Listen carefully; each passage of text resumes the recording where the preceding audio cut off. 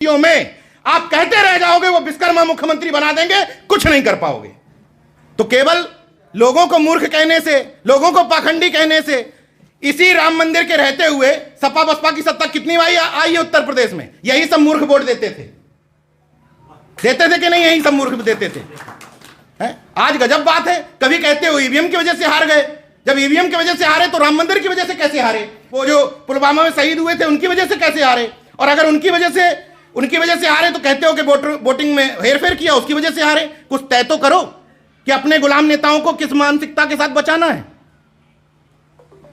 जब तक अपनी अपनी जाति के नेताओं को बचाते रहोगे, अपनी अपनी जाति के नेताओं को खुदा बनाते रहोगे, अपनी अपनी जाति के नेताओं में सामाजिक न्याय ढूंढते रहोगे, कोई परिवर्तन नहीं होने वाला। जो अच्छा करे खुले मन से उसकी तारीफ करो, जो खराब करे खुले मन से उसकी आलोचना करो। बाकी तो है ही भाई, मनुवाद को ब्राह्मणवाद को गाली देने में मजा आता ही है। इन्हीं की वजह से सब हो रहा है। आज देखो आप बदली हुई परिस्थितियों में, जो किसी समय में जो राजनीति बहुजन समाज पार्टी करती थी, आपके महापुरुषों का सही जगह पर इस्तेमाल, आज वही राजनीति सेम भारतीय जनता पार्टी कर रही है। इस पर आपको चर्चा करनी पड़ेगी। केवल राम मंदिर रटने से काम नहीं बनेगा। दलित सम्मेलन आप बीजेपी के देखिए, संत गाडगे से लेकर नारायण गुरु से लेकर जितने महापुरुष आप अपने मानते हो, सब महापुरुषों की तस्वीरें लगी मिल जाएंगी आपको। अब आप कहते रह जाओ कि वाल्मीकि समाज गुलाम बन जाएगा, वाल्मीकि समाज को ठुंडुना पकड़ा दिया, फलाना पकड़ाया, तो महर्षि वाल्मीकि के नाम पर रखा। इससे पहले की सत्ताएं थी, आप रख देते। आपको किसने मना किया था? रखा तो, मूर्ख बनाया तो। आप तो मूर्ख बनाने को तैयार नहीं है। वैचारिक दरिद्रता यह है कि लोक भवन खड़ा हो गया, कौन से महापुरुष की लगेगी पता नहीं, उन्हें अटल बिहारी वाजपेयी ठोक दिए। इकाना स्टेडियम का नाम हमें बाद में पता चला, बड़े गर्व के साथ बताया कि विष्णु के नाम पर है। राजनीतिक विचारधारा देखिए। तो जब विष्णु के नाम पर रखा, उन्हें अटल बिहारी वाजपेयी चेप दिए। अभी सिग्नेचर बिल्डिंग बचा हुआ है, उस पर भी चेप देंगे, ताकि आपके यहां महापुरुष ही कम पड़ जाते हैं। तो जब खाली छोड़ोगे तो सामने वाला इस्तेमाल करेगा। आपको मैं बार बार ये सवाल करता हूं कि आपको मना किसने किया? जब कहते हो कि मुखौटे बना रही है बीजेपी, तो तुमको कौन मना कर रहा है भाई मुखौटे बनाने के लिए? बनाओ ना, करो ना राजनीति, हमें कहां दिक्कत है इस राजनीति से। लेकिन आलोचना से काम नहीं चलेगा। यह वक्त का तकाजा है कि बदलना पड़ेगा, वरना सब कुछ मिट जाएगा और जेल हमारे और इनके जैसे लोग जाएंगे, आप नहीं जाओगे। आपको तो एक काम करना है कि मोदी योगी के खिलाफ भाषण नहीं देना, आप सेफ हो। हाँ, और बिल्कुल सेफ हो। मुकदमा तो हम लोग झेलते हैं, मुकदमे के साथ साथ अपनी जाति में झेलते हैं कि जाति का द्रोही है। इसी कुशीनगर की घटना बता दे रहा हूं, मैं कह रहा हूं ना, जो बोलता हूं उसको अपने आचरण में लाता हूं। इसी कुशीनगर में सरदार पटेल की प्रतिमा लग रही है आज कहीं पर, और जरा आयोजकों से पूछ लीजिएगा कि मैं क्यों नहीं गया, पूछिएगा उनसे। मैंने कहा कौन कौन है? बोले एक जाति के लोग हैं। मैंने कहा एक जाति के कार्यक्रम में मैं नहीं आता।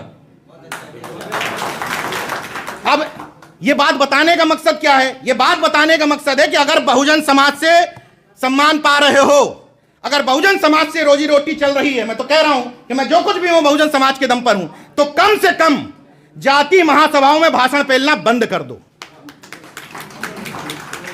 ये अजीब दोहरापन है। इधर वाले को ठोके रहो, ब्राह्मण महासभा के मंच पर भाषण दे तो वो गलत है, वो जातिवादी है। हम मौर्य महासभा के मंच पर दें, कुर्मी महासभा के मंच पर दें, यादव महासभा के मंच पर दें, तो हम सामाजिक न्याय के योद्धा हैं। ये कैसा सामाजिक न्याय है? मैं सब लोगों की बात नहीं कर रहा। इस तरफ के जो लोग हैं वो जाति महासभाओं में जाएं, कोई दिक्कत नहीं है। लेकिन हमारे जैसे भाषण वीर, जिनको सुनने के लिए लोग बैठे रहते हैं, कम से कम अपना आचरण तो ठीक कर लें। हम अपनी बात कर रहे हैं और किसी की नहीं कर रहे, खुद की। अगर राम मंदिर को लेकर इतना एजेंडा चलाया जा रहा है, तुमको मना किसने किया कि संविधान को लेकर के इतना एजेंडा ना चलाओ? तुम किसी ने मना किया क्या? गजब बात है। अभी तेजस्वी जी ने एक बहुत अच्छी बात कही। उन्होंने कहा कि मंदिर जाने से क्या इलाज हो जाएगा? क्या ब्राह्मण वहां बैठा हुआ इलाज कर देगा? कहा तो एक गोदी एंकर ने कहा कि मंदिर चले जाओगे तो इलाज कराने की जरूरत नहीं पड़ेगी। तो मैंने कल इसी पर एक वीडियो भी बनाया है कि बताओ कितना मूर्ख आदमी है मैं शंकराचार्यों की, मठाचार्यों की, मठाधीशों की बात ही नहीं कर रहा। इनके भगवान को भी ठंड लग जाती है तो डॉक्टर इलाज करने जाता है मंदिरों में कि नहीं।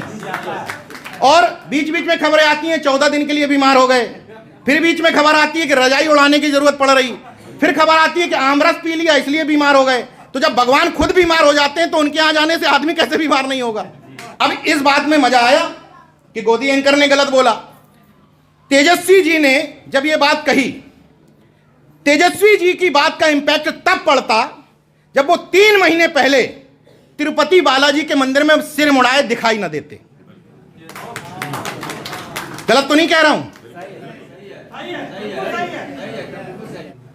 मैं बार बार इस बात पर जोर देता हूं कि हमें उनकी लाइन पर चलने की बजाय अपनी लकीर खींचनी पड़ेगी और उस लकीर को लंबा करना पड़ेगा। यह तय करना पड़ेगा कि क्लियर कट हम मंडल के साथ हैं कि कमंडल के साथ हैं। और उसका भी उदाहरण देख लिए कि स्वामी प्रसाद मौर्य जी ने राजनीति शुरू की, क्लियर कट बोलना शुरू किया। एमके स्टालिन को कितने लोग जानते हैं यहां बैठे हुए? कितने लोग मिले हैं एमके स्टालिन से इससे पहले? क्यों जानते हैं?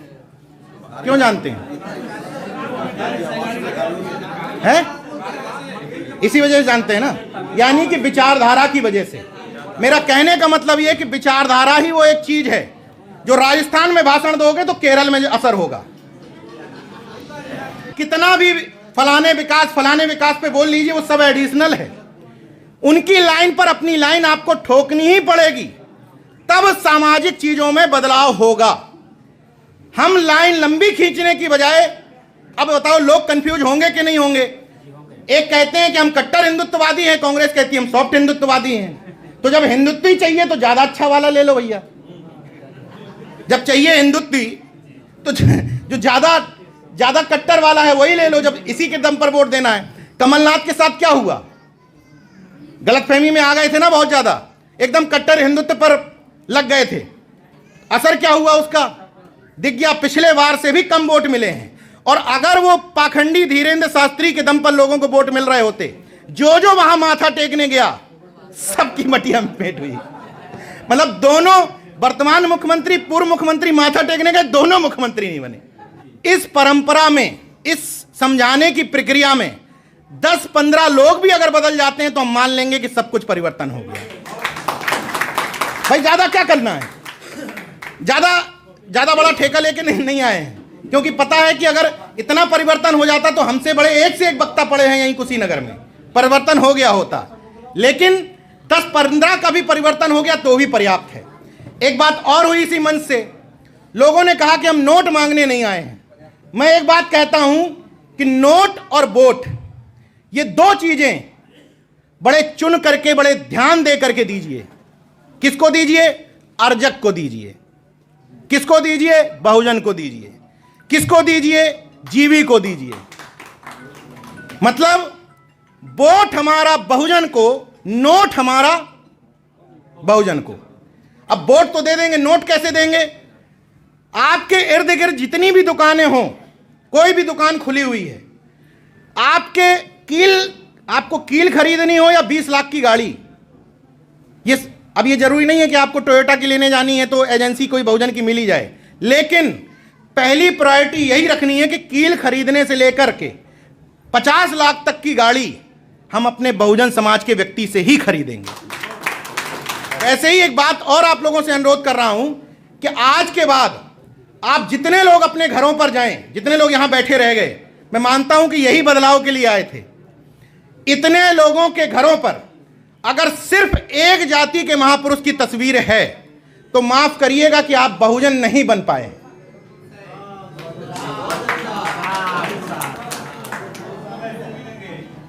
मैक्सिमम मिलेंगे तो इसीलिए तो परिवर्तन नहीं हो रहा, इसीलिए तो परिवर्तन नहीं हो रहा। घर में घुसते ही टाइटल कितना भी छुपा लो, घर में घुसते ही तस्वीरें देख करके क्लियर हो जाता है किसका घर है, तो नहीं परिवर्तन कर पाओगे। गाली देते रहो कई सालों तक और कई सालों तक। यह अनुरोध ठीक है कि नहीं? इसमें पैसा भी खर्च नहीं होना, 50 रुपए की तस्वीर आती है। कम से कम 4-5 ऐसे महापुरुषों की तस्वीर लगाओ जिनकी लगाए हो उनकी विचारधारा से मैच होती हो। क्योंकि अभी तकलीफ क्या है कि अगर कुर्मी पाखंड अंधविश्वास को में डूबा हुआ है मैक्सिमम, तो सरदार पटेल मान रहा है, और थोड़ा जागरूक हो गया तो महामना रामस्वरूप वर्मा मान रहा है।